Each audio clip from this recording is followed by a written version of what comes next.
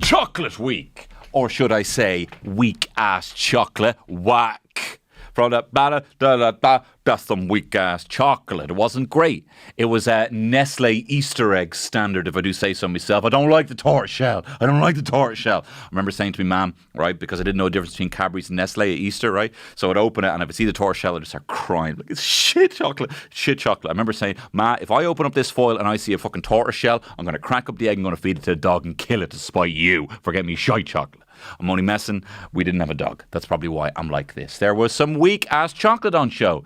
Look, when you assume it's chocolate week, you assume what? You're going to get some chocolate sculptures. You're going to get some cool tempering effects. And as a man who has looked at a lot of Bon Appetit and Sola El Whaley videos, I know that tempering is difficult. I wanted to see them step their pussy up, and they didn't. The chocolate that was on display was shocking. It was the sort of chocolate you'd find in some newsagents that isn't really a newsagent, that's masquerading as a newsagent, but they were secretly fucking arms dealers. And they have all this shit imperishable goods on display. That's the quality of chocolate. But anyway, that's a little tidbit ahead of time. We're going to get into it now. Laura starts saying, I'm a chocoholic. A day without chocolate is a day wasted. Chocoholic, like what, a little rum? Like little rum things? I remember having that as a kid. Oh my God, there's alcohol in this sweet. I'm going to eat a lot of them rum candies at Beethoven. You know the St. Bernard, little Beethoven ones where you have rum candies in? And let you know how I really fucking feel, man. Give me them rum chocolates to let you know how I really feel. I'm only messing. My man's lovely. I don't know what kind of mood I'm in. Listen. Mark says, chocolate releases endorphins. Actually, I think that means dolphins. Do you ever feed chocolate to a dolphin? It will spray chocolate out the spit. You can put a marshmallow on it as a centerpiece chocolate fountain. So he's excited about this. Matt calls bloody Preux and Paul prawl and poo. He said poo and I laughed because I'm a child. Linda is straight away in with the confidence. Linda knows brownies. Of course she fucking does. Need to get some fucking bleeding sniffer dogs over at her station because she's fucking serving up a serious amount of ganj to P&P. You know? Prue looks very well rested. Paul says the bake is everything. And I don't like his shirt this week. I didn't like his shirt. I don't like that colour. Give me blues. I don't want this colour on him. I tell you, Paul, the only wine that I want to see on you is the fucking rioja that I spill on you when I try and throw the leg over you. You're a hot guy, but don't be wearing a wine shirt. Linda, honey, listen, is making some Christmas brownies with some Turkish delight, if you know what I mean. I believe that is a strain of hash. She promises nice and gooey. So she's obviously, you know, this is high quality grade hash, not your fucking average pollen that you'd be getting. This is a real sticky, icky kind of Afghani tar she's looking at serving up. Very excited to see how the judges fucking have their mind blown. Cornish Mark, is fucking praline or whatever he's doing in it. He says he's wrecked. See, he's new to the brownie game. This is the thing that, you know, you think he's empowered by his kids. His kids are there, but this is when you realise that having your kids there is also putting the pressure on it, right? Because when you win for the family, but when you fail, you failed your kids. So he's got the pressure on him. So I understand what the man's going through. You know, he's putting too much pressure on himself. Dave is doing a honeycomb. He's doing a honeycomb explosion, likely inspired by the hive mind of the Borg. He's really not doing his best to integrate with human life here. Very, very exciting. Peter is doing. He's all talking about ratios. He's talking about fat and flour and science. Can't do a Scottish very well. And he's got a new little tufty bit of hair, which is nice. He's a little cutie. You know, he looks like a little cartoon dog with a little tuft. You know, like Max from Goofy. Got a little tuft to show that he's relatable for a teen. He is doing a fig and pistachio. Paul says, fucking risky. It's fucking risky. It's unusual. Paul does not seem keen. And I think it's established here, God hates figs. Paul is God. Noel reveals he's never baked. He says it's for losers, and I don't think he's messing. Sora seems like she's been bloody left out in the sun with not enough bloody water. She's a plant. And she seems just a little bit lethargic. She's making some brownies. She says she makes them all the time. She's putting a bit of marshmallow fucking something. I don't know. Stop paying attention, because then Lottie starts speaking. Lottie is doing a double bake. Have your cake and eat it, hunty. Brownies. Sounds very complex, but there's nothing this woman can't do. I love you. I'm in love with you. Hermine, she's making white chocolate pistachio. Paul recommends not turning it around. Sorry, Hermine says she's going to turn it around halfway through. And it's clear Hermine is just like us. I also have an oven, Hermine, that does not bake evenly. And when I make brownies, they have a little corner. I tell you, when I make fucking brownies, the corner does be burnt. So I understand what she's talking about. But obviously, Paul, he says he's working class, but he comes from a world where ovens evenly heat now. He has lost touch with members of the community. Dave is putting a fucking milk chocolate ganache on top. It's too sweet. Lottie's putting cheesecake on top. It's very sweet. Mark does a little bit with Donald Trump. Mr. Trump, look at your head. You're a fucking whisk, man. I wish I could whisk you away into a bin. Yeah, because you got a little... Anyway, he's making a s'more brownie. Can't wait to see a bit of... I wonder if there'll be a bit of who's on first banter at the end here. I got you a s'more brownie. Oh, what are you telling me? We only asked for 9. You telling me there's s'more? Yeah, there's s'more brownies. I don't think I could fit any s'more brownies. You know?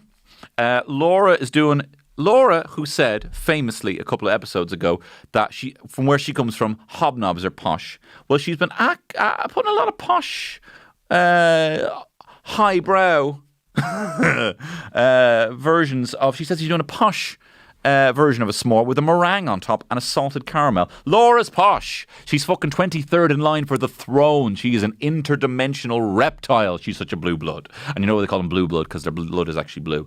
And I bet you as soon as Linda starts divvying out the hash brownies, they're going to see Laura change in front of them. They're going to have fucking consciousness we know unraveled, and she's going to reveal her little forked tongue. They're going to see her face morph, I hope. Hermine, brownie cook. She's screaming at the oven. Very relatable. But now they're trying to up the ante here, right? They're trying to be like up the pressure, and they're trying to say here, oh, what happens now? Oh, the thing about the brownie is you have to let them cool, and you know. But it's fucking brownies. It's brownies. It's too simple. I understand that they don't get as much time to practice because they're away from their homes and their home kitchens and their family, and they have to do a 10-week amount of learning in 7 weeks. I get that. That's practically a month gone missing. But don't be fucking pissing on me telling me it's raining by telling me the brownies are a difficult thing to do. Yeah, having said that, they still all fucked them up. But Lottie is freaked. Poor Lottie is freaked. Sora is freaked. She's like a shaking plant. It's not going to cool in time. Mark says, if it's under, it's going to splooge out the side. If it's under, it's going to splooge out the side. Yeah, enough about your bloody lickouts, mate. I'm sorry about that one. I fucking shouldn't have said that. I shouldn't have said that. Lottie, anyway, has failed, and she has such a good sense of humour about the thing. Oh, she's so funny. I was just saying to my wife, I said, Terry, look at her laughing. She's just amazing. And Linda killed it. Linda did great. Linda from the very start's like, fucking brownies, do it in me sleep. Do, and made some lovely brownies. Anyway, the judges. Peter is... he's doing some upside down fig and pistachio thing. The judges say attractive and chewy. Yeah, and the brownies aren't too bad either. I know, too much cinnamon. Laura is doing some salted caramel snores, more like. S'mores. But I actually did write it wrong. Out of the oven too early, a mess. Too much Italian meringue, too sweet. The caramel, the chocolate, it's underbaked, it's not great. Laura starts flicking her eyes sideways and her forked tongue starts going 90 at this because she's really upset, and she's a reptile is now the new thing that I'm introducing. Sora's double chocolate. Tough. Don't like the flavours. The bake's not right. Not her best. I guess whoever's baking for her anymore. This is what happens. She is like the Lee Harvey Oswald. She's the patsy now. She was set up and now she's become the patsy. All of her allies in the back, the producers, have failed her, and they're now, whatever, you can fucking do it on your own. You know, they're putting her out to fucking pasture here, and the fucking writing's on the wall. You can see it. Laura says, this is fucking ruthless. Mark, more like bloody snores. Ah, no, they're good. They taste like a brownie, which is what Pop, Prol and Pooh were looking for. Just something that actually tasted like a brownie. It's not too sweet, but the biscuit base is too thick. And the flavour is a good texture. Hermine, a bit messy. He likes the raspberry, too much white choc, but it's also coffee, pistachio. It is too much. It is too much. Linda finally brings her brownies up, huh? Her little special something. Paul goes, yeah, it's more spongy than a brownie. But then he goes, oh, that's an unusual flavour. Damn right it is, Paul.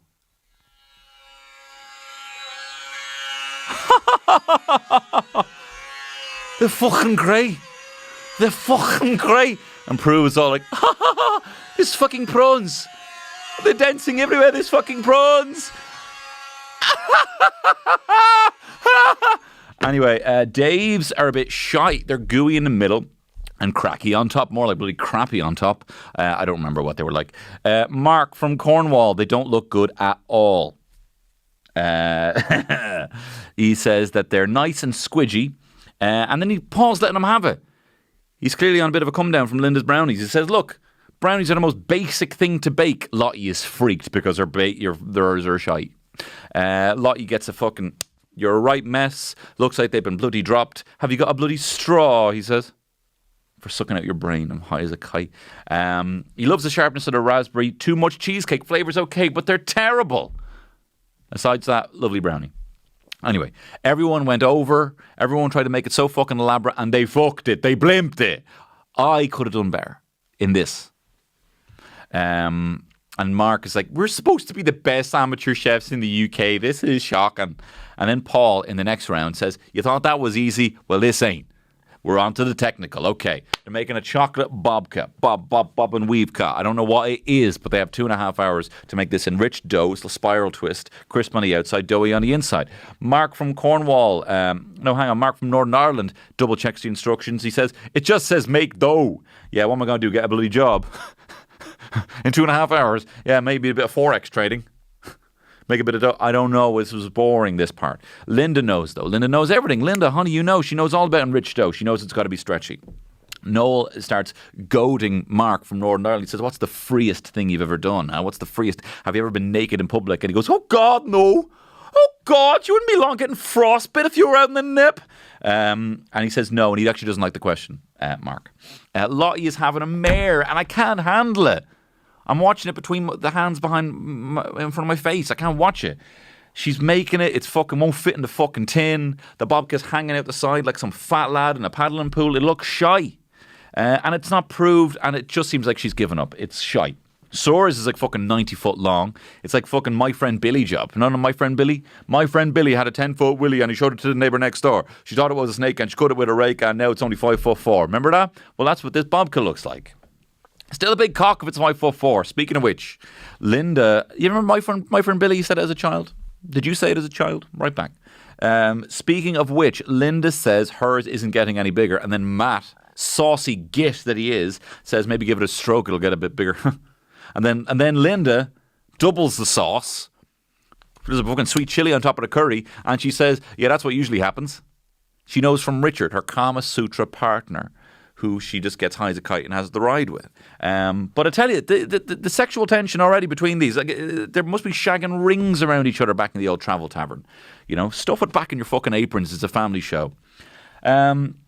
Hermione is just using her unreal voice saying, ready Babka, get the ready Babka. Paul and Prue come back from fucking Mars after Linda's brownies and they judge the Babkas. He looks at Peters, he says, good, nice pla, and the bloody Babkas and whatever. Lottie, not nice looking, and not overbaked, the flavour's okay. Linda, nice colour and shape. Hey, what are you, bloody Foo Fighters album? I'm sure you would like it, because you seem like you have a good taste in music. Good bake, good flave. Sora, heavy and tight, he says. Laura, good-looking babka. Dave, dense, needs more proving. Mark, few holes but a nice-sized loaf. Hey, Paul, what are you talking about, your own fucking head? Few holes, a nice-sized big head. Hermione, underproved and heavy. Mark, few plats, good height. Lottie is dead last. I'm telling you, I'm ending this podcast if Lottie doesn't. I cannot live. Whatever. Then Dave, then Sora. Linda, honey, you came first, and Laura, the lovely Laura, the reptilian Laura, comes second. And so that is a plus side to to Lottie coming dead last. That posh, interdimensional reptilian Laura says it was a confidence boost that she needed. It's a very sweet, endearing and honest moment and I like it. But Lottie, please don't go. Showstopper, they have to make a spectacular white chocolate celebration cake. 2 layers.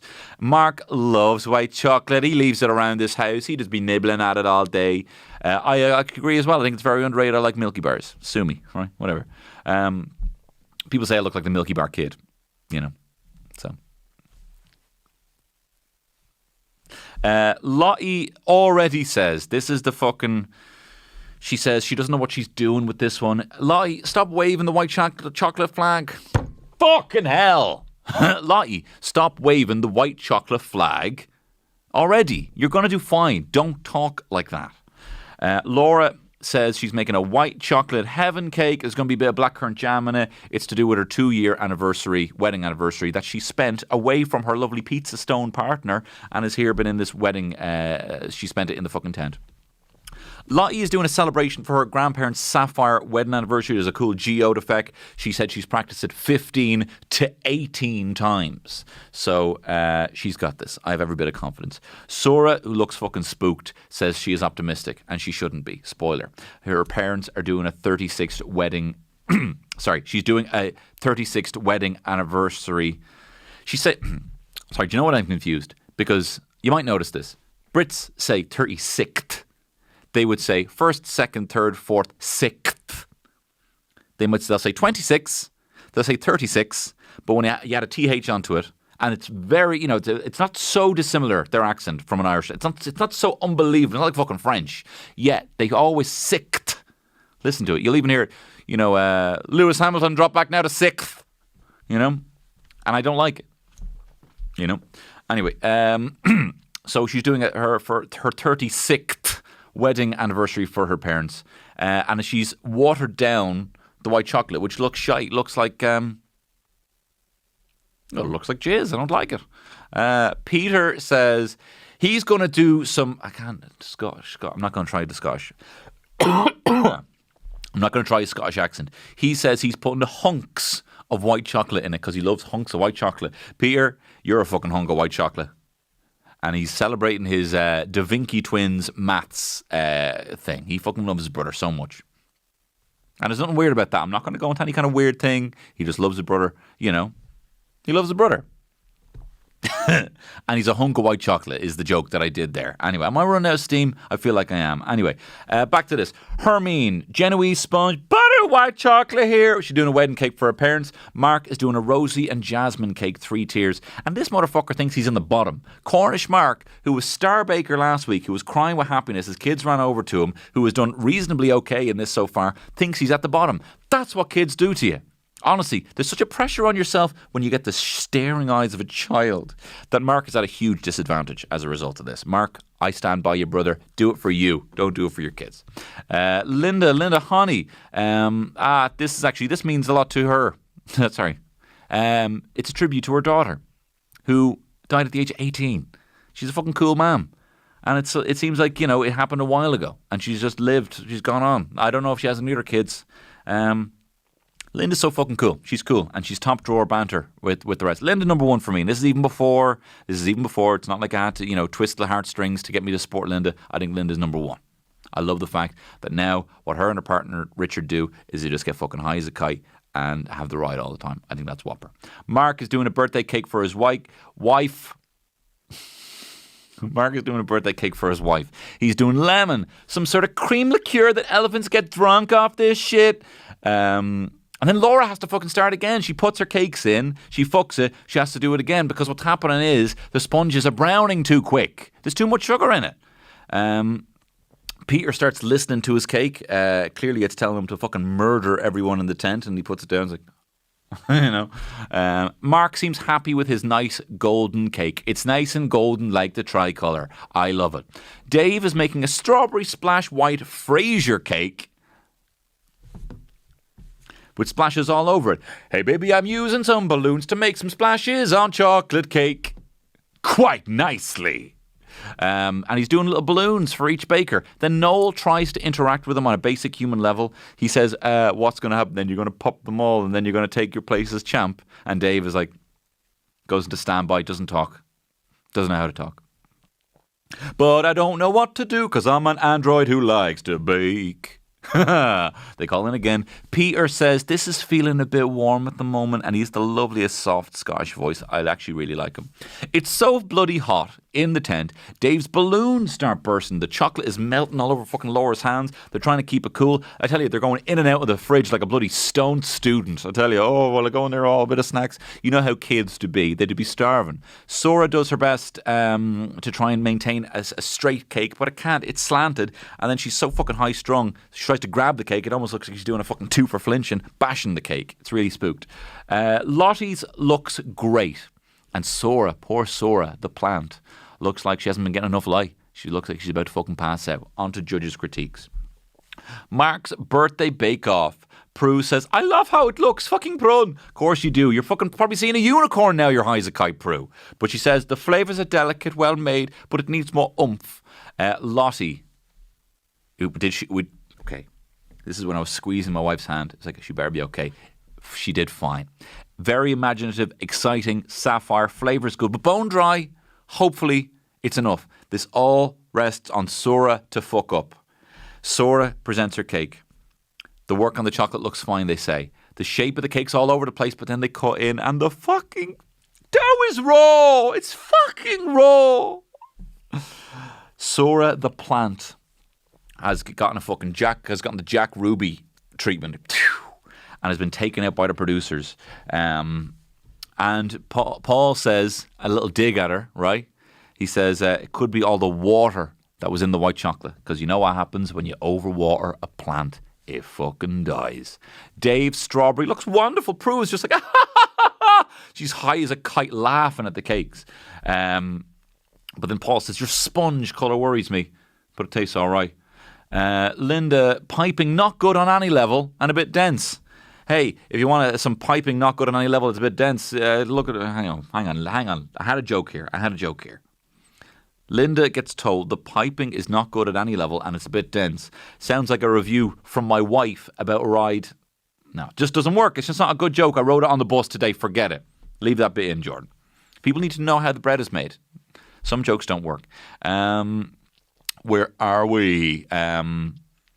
Mark, it's a great looking cake. Sponge is a bit dense. Little heavy flavour's great. Really good, says Prue. But she doesn't fucking know what she thinks. She's like, good looks good. It's a bit dense. It's heavy. The flavour's great. It's a good job. She's all over the place. She's trying to come back to this realm. You know, she went off for a bit. She saw Laura turn into a fucking reptile, and now she's found her way back. And now she's just trying to, like, you know, when you find yourself, you know, have you ever like blacked in a conversation where you got so drunk and then you've kind of sobered up later on in the night that you blacked in, and then all of a sudden you're kind of holding court and loads of people are listening to you and you're like, why am I talking about 9/11 right now? Do you know what I mean? That's the sort of thing that happens here with Prue, where she's like, you know, oh, it's a bit heavy. Oh, it's a bit shite. Oh, the flavour's great. Oh my God, I don't know where I am. She's trying to keep her composure. Peter is told his colour is beautiful and smooth, and then Prue tries to grab the cake. She's so high. Hermine, it's a bit messy down the bottom. Oh, pardon. And Prue has a fucking orgasm looking at this cake. Oh, I think she gets a bit of lemon kick, and she says it's delicious, and they say it's a Pruegasm. This is getting too. I'm telling you, it's this. They're riding rings around each other in the Travel Tavern. Laura's heaven cake says the top has let her down. This is the thing she was fiddling away at for ages, all these ribbons.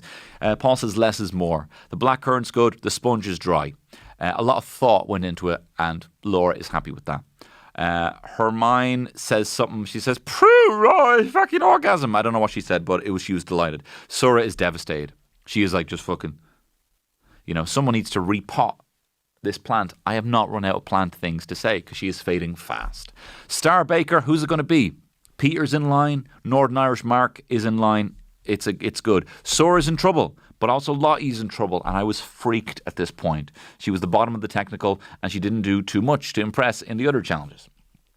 It comes to reveal the Star Baker. It's Mark. I know I've been having a go at him. To be honest, the impression of him is so different because at the end of the day, he's quite a nice, reserved, consistent guy.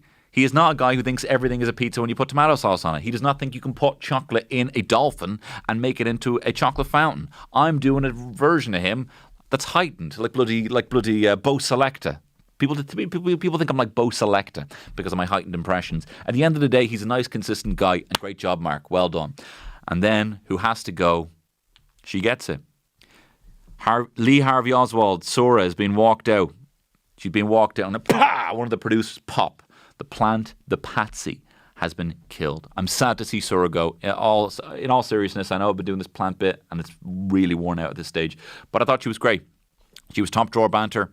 I'm very sad to see her go. And I'm delighted for lovely Mark to get her. He's crying. He says consistency pays off. And then he says he says, et Beckers. There's et Beckers. And I'm not having to go with the accent, but I thought the final et Beckers. Great job, Mark. Look, a weird episode. I'm in a bit of a funky mood as well. But it was fun. But now it's getting down to crunch time. Next week looks like there's all a little crazy patisserie and things are flaking away. Very exciting. Hopefully we see a lot of disasters because, to be perfectly honest, I need a fucking Raoul in this season. I need something that's going to shake it up because, you know what, at the moment I'm having to make up that people are interdimensional reptiles just to stay interested, to be perfectly honest. But I'm not going to stop. I am here for you. And if you want more from me, you can listen to my Tuesday podcast, Tony Cantwell's Hit Show. And if you like what you're seeing here, and you would like to support this and me making things, you can do so over on the Patreon. I got a Patreon. And for the price of a pint a month, you can support me to do this and also get a free bonus podcast every single Friday. I would like to thank the podcast studios for letting me do this here. You're all sound. Thank you very much, Al. I would like to thank Cian Conde. Finally, he's been doing the theme song all these weeks for doing this unreal theme song that's been playing. And of course, you, Jordan, you beautiful bastard, for staying up late and allowing me and for letting me do multiple takes. You know, sometimes I do this about 20 times and Jordan has animated it all and then I've just scrapped it. Maybe you should look ahead. Maybe you should actually see the video before you just start going blindly. But anyway, Jordan, I love you so much and thank you very much for watching. I love you dearly. See you next week.